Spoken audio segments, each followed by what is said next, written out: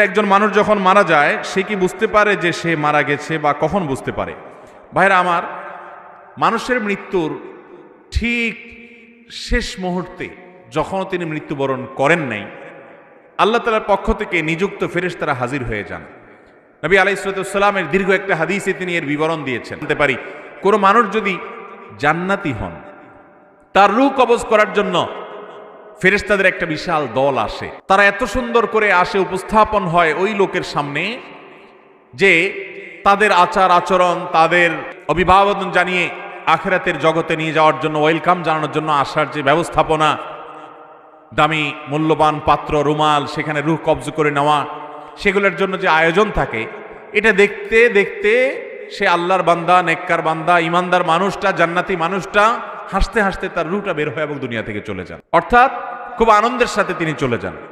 আর এর বিপরীতে যেই লোকটা জাহান্নামী, তার রূহ কবজ করার জন্য ফেরেশতাদের একটা দল আছে, কিন্তু তারা এতটা ভয়ঙ্কর ভাবে উপস্থাপিত হয়, এতটা তীব্র ভয়ঙ্কর রূপে তার সামনে আবির্ভূত হয়, উপস্থাপন করে নিজেদেরকে, যে সে দৃশ্য দেখে তার হাহাকার শুরু হয়। আশেপাশে মানুষগুলো টের পায় না, কিন্তু সে ঠিকই টের পায়।